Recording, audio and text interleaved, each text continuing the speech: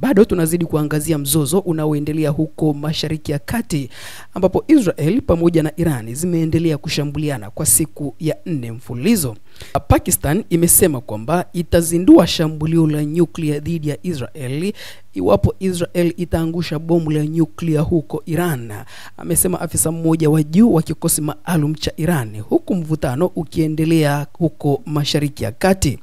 Jenerali Mohsen Rezaei aliongelea hili katika mahojiano kwenye runinga ya Iran wakati kundi kubwa la makombora likivuka kati ya Iran na Israel. Hadi sasa vifo vinakadiriwa kuwa ni 248 pande zote, ambapo 230 kwa upande wa Iran na 18 kwa upande wa Israel.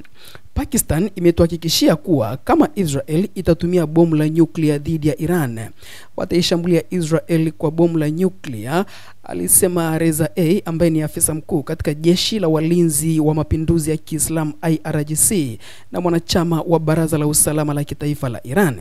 Lakini hata hivyo, maafisa nchini Pakistan wamepinga madai hayo.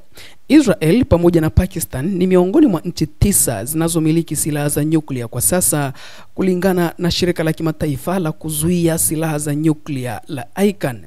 Pakistan imejitoa kusimama nyuma ya Irani na kuwataka Waislamu kote duniani waungane, amesema Rezaei, akielezea mahusiano yaliyofuatia mabadilishano mabaya ya makombora kati ya nchi hizo mbili mwanzoni mwa mwaka 2024. Pia alidai kuwa Tehran ina uwezo uliofichwa ambao bado haujatangazwa kwa dunia. Hakuna maelezo kutoka Pakistan kuhusu kutumia silaha za nyuklia dhidi ya Israel, lakini nchi hiyo imekuwa ikiunga mkono Iran katika mapambano yake dhidi ya Israel ambayo inaungwa mkono na dunia ya Magharibi.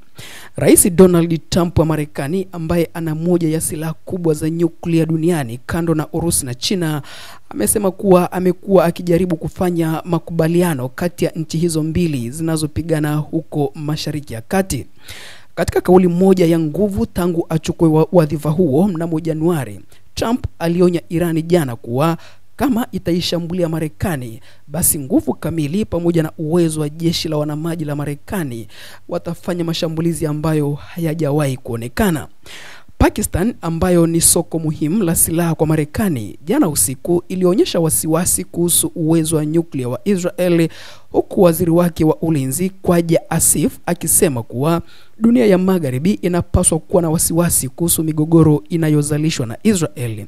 Vita hii itaenea eneo zima la Mashariki ya Kati kwa sababu uungaji mkono wao kwa Israel, ambalo ni taifa hatarishi, unaweza kuwa na matokeo mabaya sana, alisema waziri huyo wa ulinzi wa Pakistan katika chapisho lake mtandaoni. Tutazidi basi kukujuza zaidi na zaidi kile ambacho kinaendelea katika mzozo huo huko Mashariki ya Kati. Kama bado hujasubscribe kwenye YouTube channel hii, unaweza ukafanya hivyo kwa kubofya neno subscribe, na utaendelea kupokea habari pamoja na matukio mbalimbali yanayojiri kutokea kila kona ya dunia.